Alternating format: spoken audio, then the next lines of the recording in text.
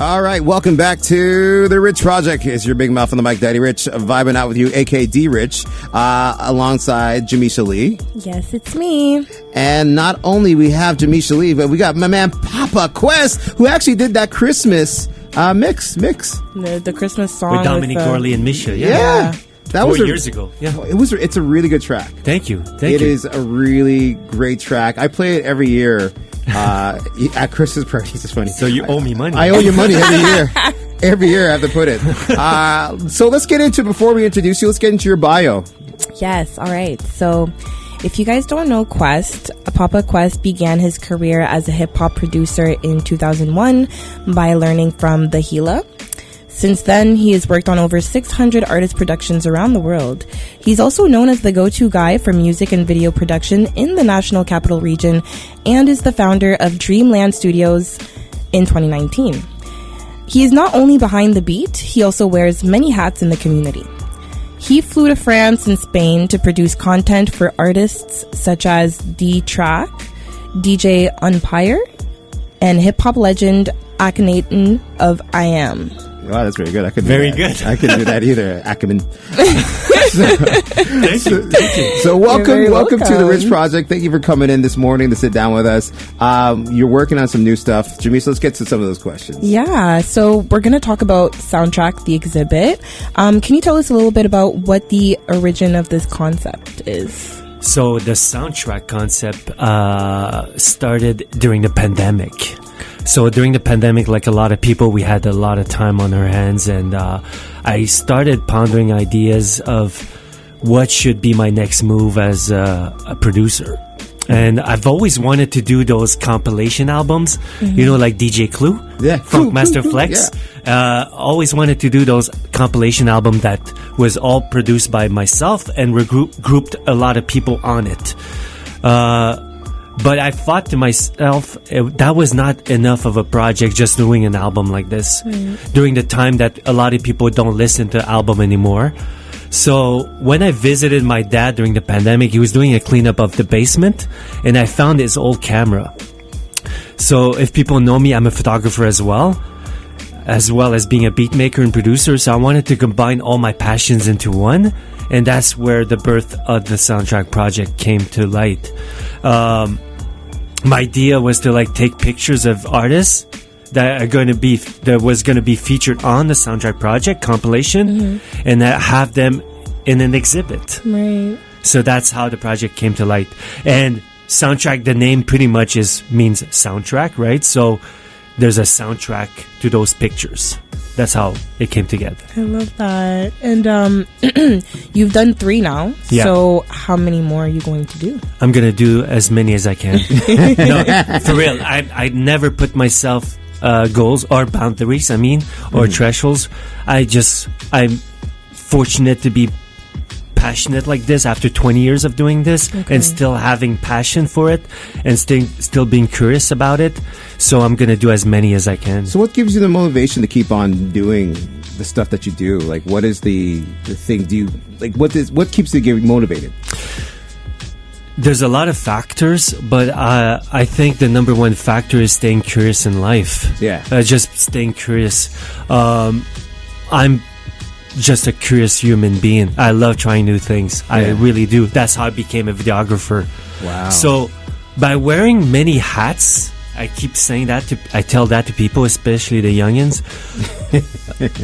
It keeps you curious and interested in your passion. So I jump from one passion to the other. And you have a set of skills under your belt, right? Yeah. So Yeah. it's really useful. Yeah. And also, I'm not an overthinker. I'm just not. See, you're lucky. I overthink too much. No, I don't. If the song is right at the moment, see, I compare producing a song as the same thing a painter would do a painting. Yeah. A Picasso painting. He does his brushstroke, and then he knows when he did the last brushstroke and moves on to the next one. Right. Wow. Okay. That's how I treat songs. No, overthinking will definitely stop you from getting ahead. I for also sure. believe that perfection doesn't exist. Yeah, exactly. It really does. And a song is a feeling. It's a moment in life. And then when you created that feeling at the moment, you can't reproduce that the Right. next day or the next week. Exactly. So you just move on. I'm blessed to be curious, passionate, and not an overthinker. So that keeps me passionate about creating new things all the time. And also, it's the reception of the public and the audience too. Like that keeps me motivated too. Right. So Wow. even after 20 years. So, and I feel seriously like I'm 45 years old now, and I feel like I'm just starting. Wow. Yeah, I So really do. You still like you're just growing right now. Yeah, I feel like I haven't reached my peak yet. Everything before that, prior to that, was just a warm up of the preseason. Now I'm entering the real season. And also, another good trick is just to be adaptable. To be adaptable, not be afraid of change. Yeah. and adapting quickly. So let me ask you a question. You started in 2001, but before then you were a DJ Yes. in this Ottawa area that we called the Ottawa Gatineau Hall area. That's right. What got you DJing?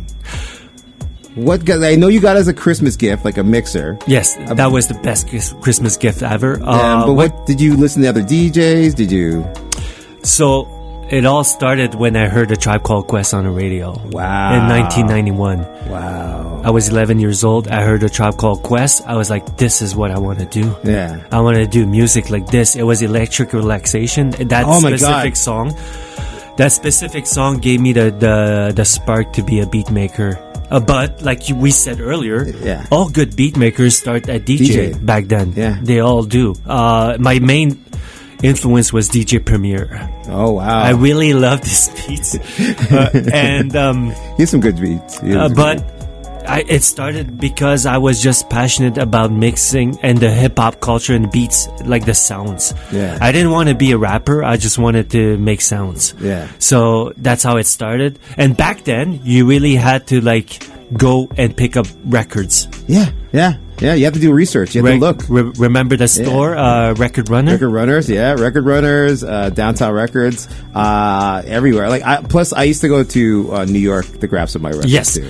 So, and back then you actually had to purchase music. But I remember being part of a club at Record Runners where you get the singles before everyone It else. was, I'm gonna swear, but yeah, it's, I know which one you're talking about. Yeah. Yeah, I was in that one too. And then back then, singles would come out on a record with just one big vinyl with one song on it. Yeah. Ooh. And that's how it started. So I started DJing in clubs. In 1998, I was 18 years old at Houblon. And like we said off air, I met Boogaloo Tribe there. Yeah.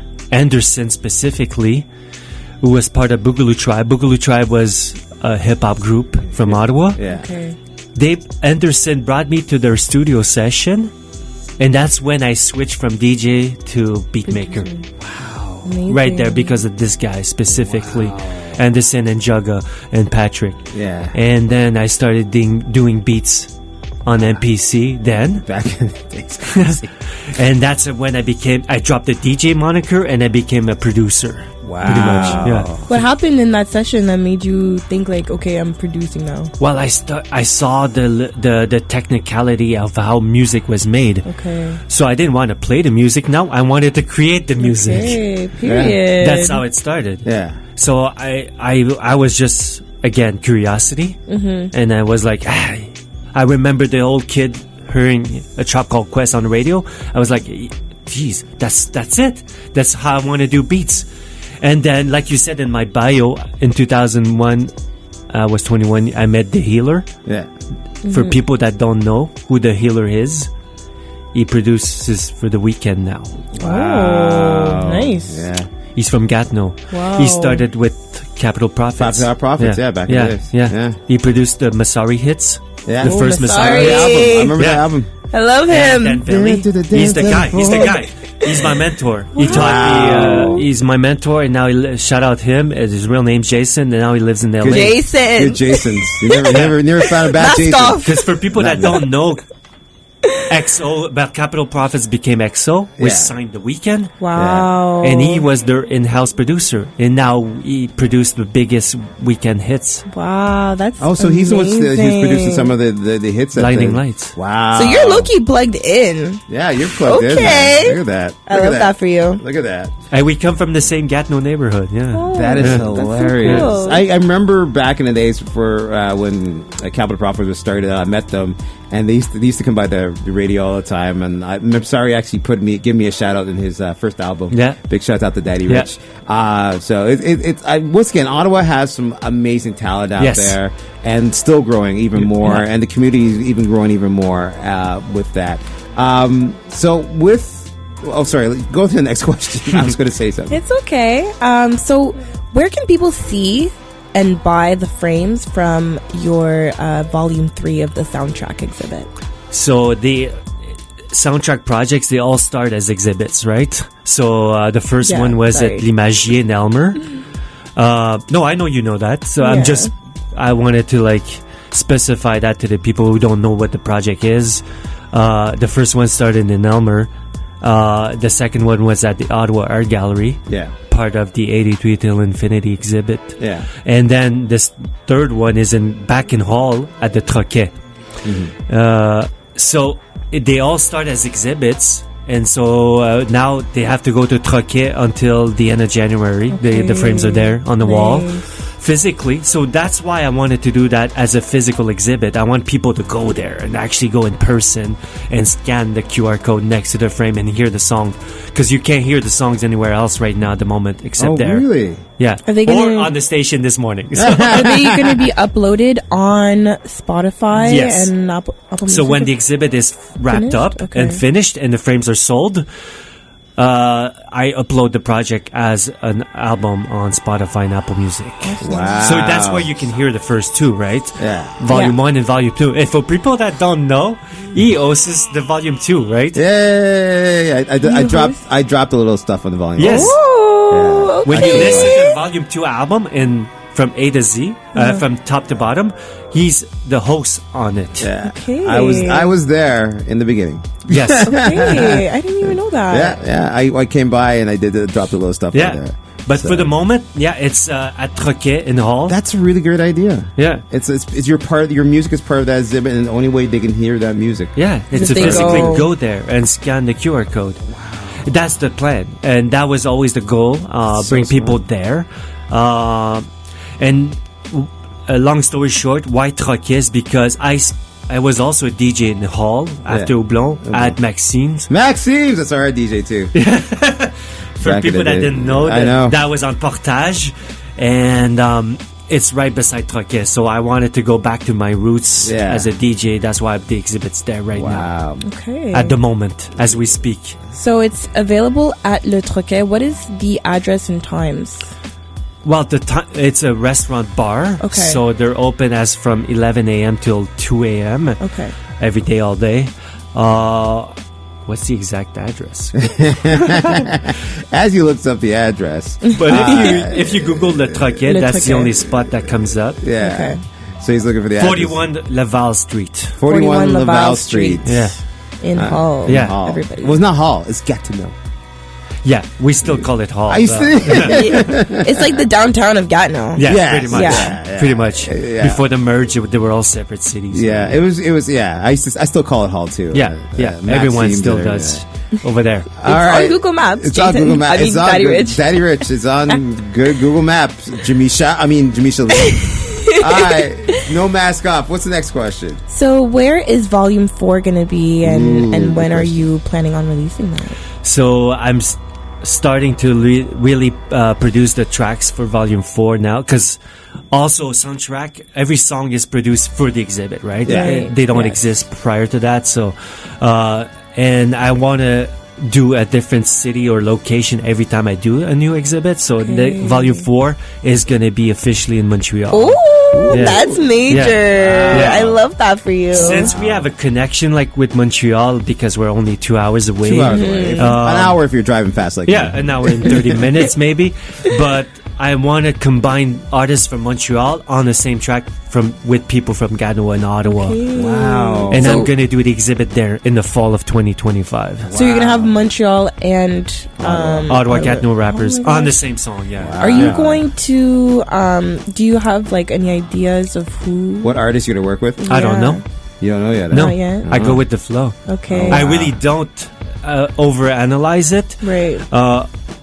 I have ties in Montreal because I started as a French rap producer. Yeah. And Gatineau and Montreal, we share the same people because a lot of people from Gatineau moved there. To Montreal. Yeah, to pursue their careers. So I have a lot of people already down there, like a foot in the door. Yeah. So I don't overthink it of who's going to be on a project. I really am organic in that process. Whoever is around me at that moment is going to be there. On the So, project. so do you make the beat first and then send it out to the artist and say, we hey? do it together in the studio. Okay. So I like doing songs on the spot. Okay.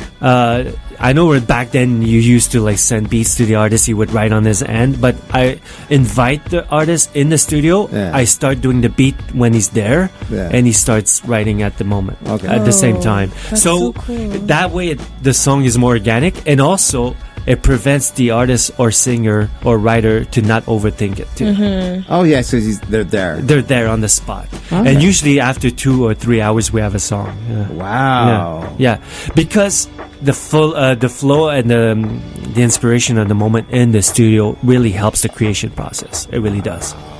But you don't overthink it. And I love doing beats on the spot too because it forces me to be creative right away too at So, the same time. I guess is that if you do it like that, it's kind of like your DJ skill. Because when you're DJing, you always have to think Of the next fly. song. the next song and then the song after that, Yeah, and the song and after on the that. spot. On the spot. Yeah. Yeah. So that's kind of like a DJ Well, trade. that's good. I never thought of it. Because that's why when I DJ, when I DJ, I like people knowing will come up for ask for requests, but I'm actually already thinking about That's the right. fifth song ahead. That's right. To get mixed with this, Yeah. mixed with that, to mix with that. Yeah, and So, you're multitasking all the time. Yeah. And the same process. I never thought of it. Yeah, it's That skill That's why, set, because when yeah. you're sitting there telling me this, I'm like, that's what I do when I DJ. Yeah. I actually sit here and Yeah. create the because you're creating as a DJ. I think you're an artist as Yeah, it is. So absolutely. you're trying to create this picture of where you want the vibe to go. Yeah, that's right. That's right. So, I never thought of it. yeah. That's first time I I let that sink in. But I'm gonna copyright same that. thing. It's the same thing when I'm in the studio. I'm producing the drums first, Yeah. and then I'm already thinking about the bass line and then melody and stuff Yeah. like that. I'm gonna And add maybe some horns or no Yeah. horns, and And the this song and this. structure and all. Yeah. Yes, Yes, that's crazy. I That's never- because you were sitting there saying you're a DJ. I'm like, that's where you got it from. That's Yeah. where you like. I can see that's where you like doing it. The sounds. right there, Yeah. right there now. yeah. Instead of like By myself by and- yourself, and yeah. just like whatever. Same thing as radio station. You could pre-record the show too, right? But you I prefer it on like the I spot. do like it live, and it's more. And same process when I'm coming for an interview. I'm not even thinking about the question or answer. Yeah. I just want to be on the spot. Yeah. But trust me, as an artist and a writer, it really challenges you to be creative right there too at the moment, Yeah. and not overthink it. And that's how the best songs are made sometimes. Yeah. I feel like it's also cool because like you get to give them that confidence. That's right. right. That's Yeah, right. in That's the right. And studio. they walk out, and the painting's done. Yeah. Yeah. All right, where could they now? Before we that, what can you like? Let's end it up so we can get to the songs. I want to hear these songs that we only can hear now on CHEO. What can you tell the younger people who are coming up, who want to be producers, who want to be photographers, who want to be videographers? What can you tell them? What can you give them the push to get to where you are at right now? Stay patient. You're not gonna get results right away. Like, it doesn't matter what you do. Like, I always compare it to a garden, right? So like, you're planting seeds. Sometimes it crops, sometimes it doesn't. But Yeah. you keep cropping seed. You keep planting seeds every year. Yeah. Nourish your soil. But at the same time, be patient. Like, seriously. Like, I started seeing results 15 years after it started this venture. So stay curious, and don't be afraid to like work with a mentor. I see a lot of youngins want to do everything by themselves. Yeah. I think there's nothing wrong with that, but having mentors challenge you makes you learn quicker and also may open different doors. And don't be afraid to go out there too, not stay home and social media and stuff like that, because we live in a social media world, but being present physically really helps your career as well. But all these, and I could name 20 more, but be patient, be creative. Oh, and one of the best things you can do is step outside your comfort zone too. Yes. Wow. That's true. So true. Definitely. Challenges you, and when you achieve something that makes you step outside your comfort zone, you feel like it unlocks different things in your brain. You can do more. Yeah, you can do more after that. So that's one of the best thing you can do. Where could they find you and where could they follow you?